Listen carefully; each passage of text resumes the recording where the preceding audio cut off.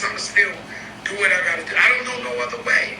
Joey Savings. I don't know no other way. But the truth is, we're going to try to save Joey Savings. We're going to try to save. You know what I'm saying? Make my people happy. You know, Preaching good, it's gang. important that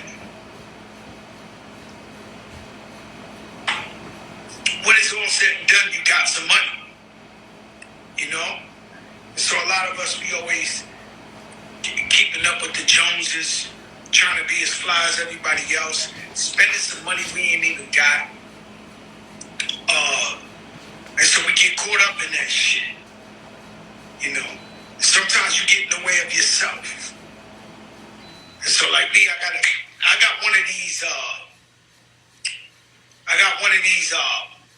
buttons. I got a button. You would be my best friend, my brother, my sister, whatever you want to call. Okay. If you steal from me and I catch you, that's it. There's nothing we can do about it. That's one thing we can't politic about. You can't bring the crew together. You can't bring... If you go and you know that you're somebody, that if you need anything, I'll go and I'll give it to you. And you don't, and you steal from me, there's nothing we can do about it. You understand what I'm saying? And now, we've been in this game too long to where we out here, you paying people's lawyers, you paying people's funeral, you this, that. I mean, how much is enough? How much is real? When you don't do it, they look at you like you're a fake one, even though you've been helping them with their bills their whole life. And so at the end of the day, it's fucked up because a guy with a good heart or a woman with a good heart, she looks at it and says, damn, like, did I even waste my time trying to look out for these people? I'm trying to see. This should be interesting, guys. I mean, that's pull what this it is. off. It should be interesting. Very interesting.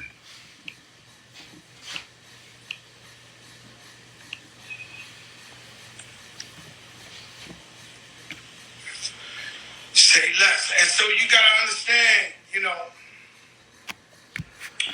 some people will bring you down with them. They'll bring you down. They'll be an anchor. And so, it's crazy, man, because I got a best friend. You got a point. He's in jail, man. He's doing a whole lot of time, right? Sometimes he's the only guy I could talk to. He says, you want love, you can buy a dog.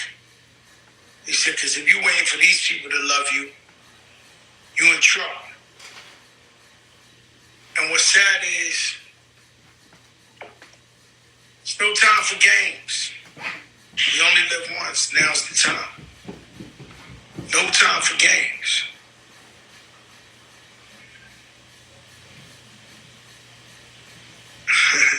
I see Five, Mike. Yo, Five. All right, so I can tell you what I'm doing. Pepsi, Alisa, new position. My girl, Alisa, she does Pepsi Stronger Together. Where we just gave out 100,000 in scholarships for the arts. So where else do they do that? Empower to the patients, where we bring transparency. You know, there's a law that tells the hospitals they gotta show you the price when you go to anything in the hospital. There's people who pay $300 for the same CAT scan someone else pays $4,000 for. I don't know wherever that's that. And so there's a law that shows the hospital, you gotta show the prices. Would you believe only 16%?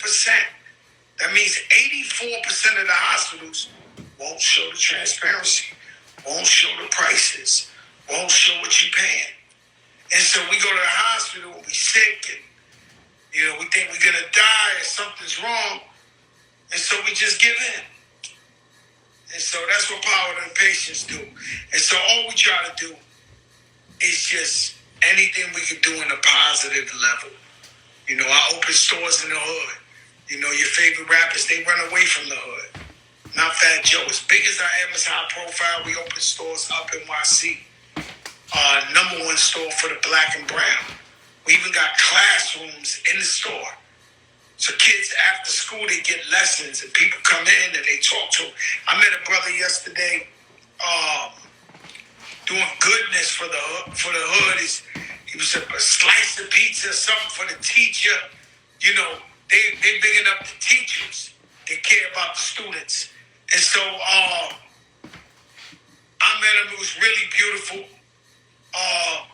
And we was talking. I got to do something with him because I'm always constantly trying to give back. Just like I told you the pep.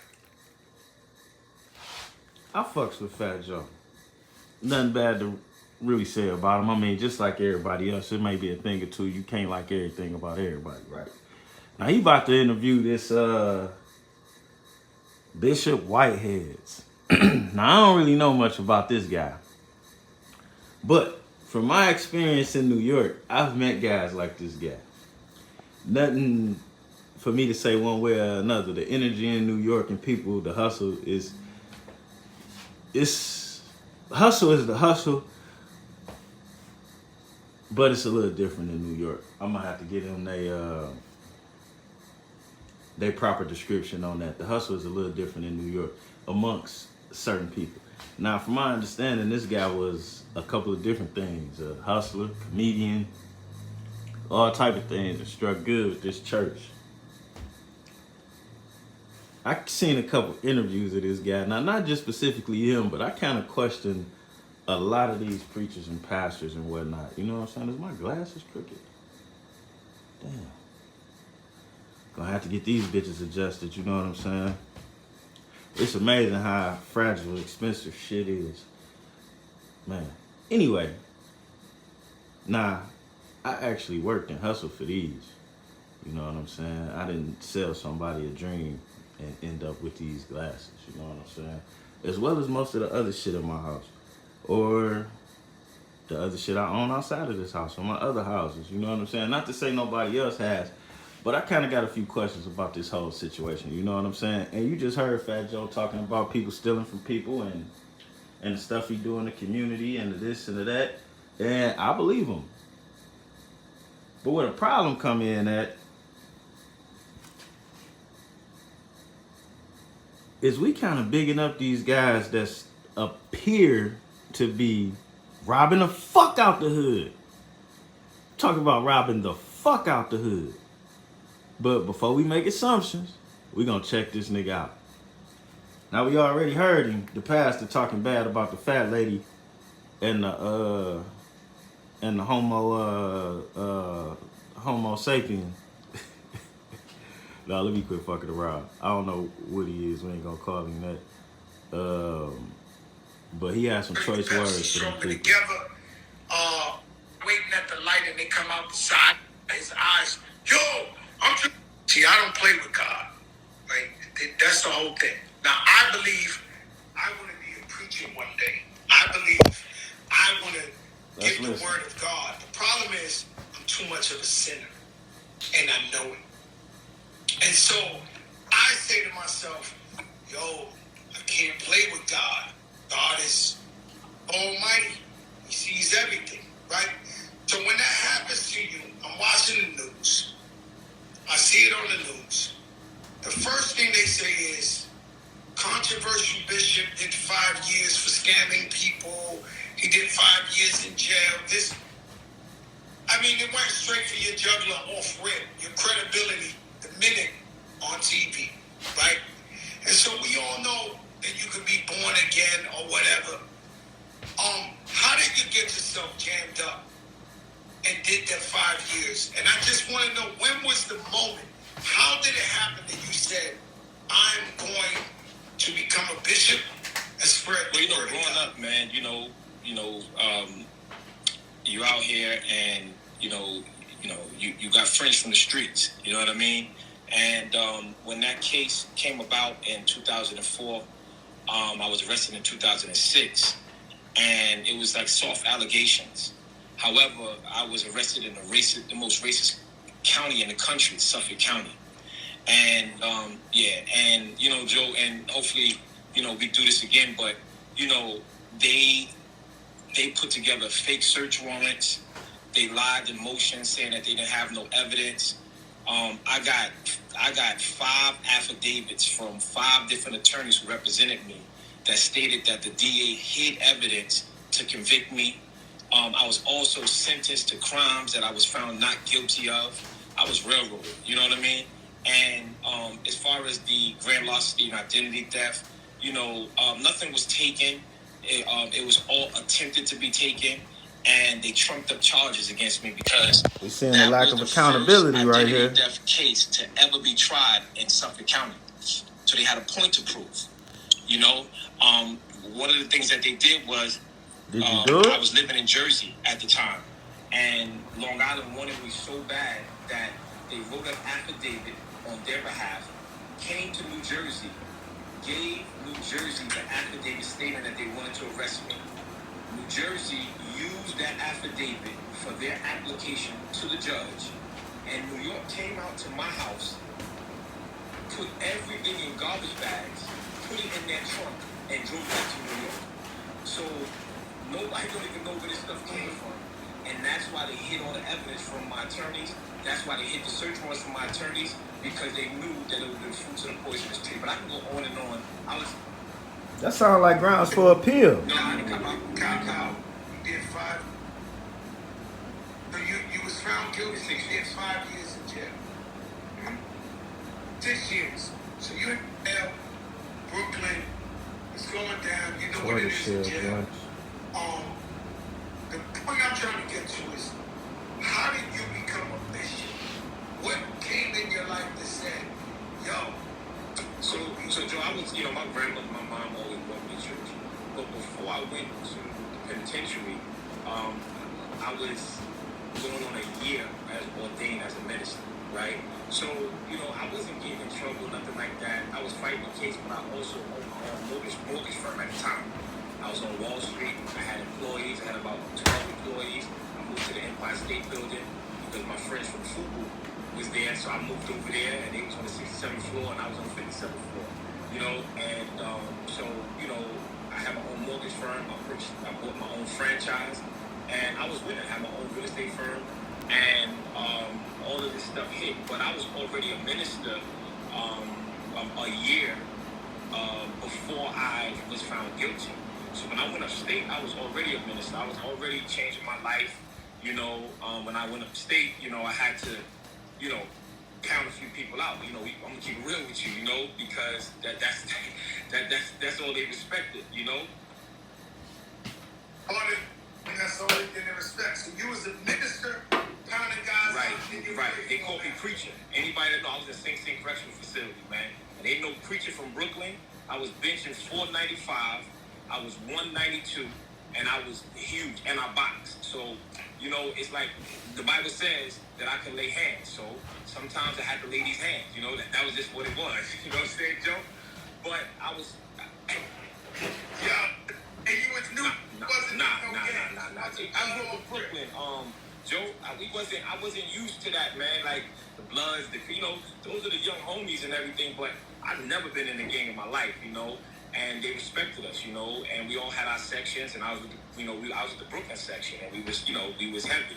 But so my life was always changing, man. And even when I was in there, I was reading the Bible, I was studying the Bible, I was doing what I had to do. And when I came home off a reversal. And when I came home, I was already a minister. And I just kept pushing. I got ordained as a pastor, and I started my church as a community organization. I was giving turkeys and toys away every year and doing big community events and bringing the youth together, stop the violence. That's just what I was doing. And my main thing, I just jumped right into politics. And I would fund these things by myself, or I would bring other artists in, and they would donate turkeys, they would donate clothes, and I would bring healing to the community. And that's how I started my church. These are Tomorrow International Ministries. And a lot of the pastors and the preachers, they didn't like my style because I was just different. See, my style, Joe, is this.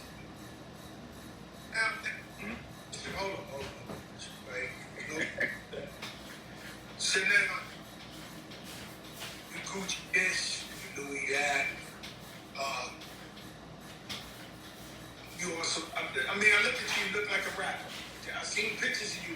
When it happened to you, I seen 10,000 pictures of you, Gucci, bows, suits, this, that. And so you represent a poor neighborhood, right? And this has been something. Remember, it's almost like dead presidents when Homeboy was the preacher, but he had the Cadillac outside. And so everybody looks at that two ways. Could something be going on with the bishop? What is he really doing? Or is it cool for your bishop or your pastor to be that flashy or be that fly? I've had some parishioners, I had some people tell me, I want my pastor in the event. I want my pastor to be fly. I've heard it. People tell me this, right? But what is it to you when you see how people look at you and they say, man, this man is preaching to people that ain't got no money in the hood, but he got $1 million in jury on. So you can see where people are looking for you, and you know better. You preaching the word of God. You know some people are good for you. Some people want your best interest, and some people are looking at you. In Spanish, we call this mal de ojo, with a bad eye. You know, so why do you take the approach of being that flashy and having that type of jury when you're preaching to poor people? First of all, I don't think I'm preaching to poor people. That's number one. You know, and my church is not poor. You know, there's young ladies in there with red bottoms, Gucci bags, Gucci this, Gucci that. They're not poor. I have a lot of young people that just purchased their own houses. Was it last year? I think 3 or 4 of my members purchased their first house. Like my church is prosperity. So when it's when we think about church, we think about poor. But when we think about the Jewish synagogues, we think about wealth. Why is it like that? It's such a stigma. You know what I mean? And everybody say that I'm in a poor neighborhood. I'm not in a poor neighborhood.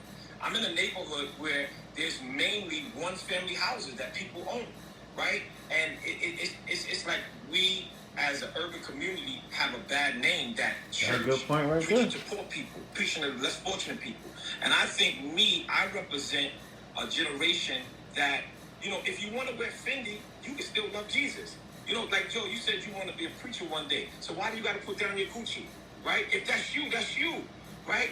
And I can't change who I am because of what people say traditionally I'm supposed to look like. That's not me.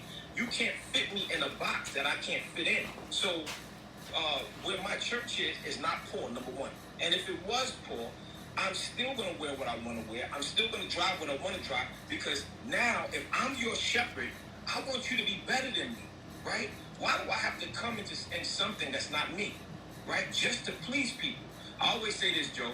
I'd rather be an enemy of man than an enemy of God any day. And I teach people, right, that I'm not. If you look at Joe, if you look at my sermons, I'm not a prosperity preacher. I'm not a preacher that sit here and say, oh, the Lord is going to bless you. I need you to give me $1,000.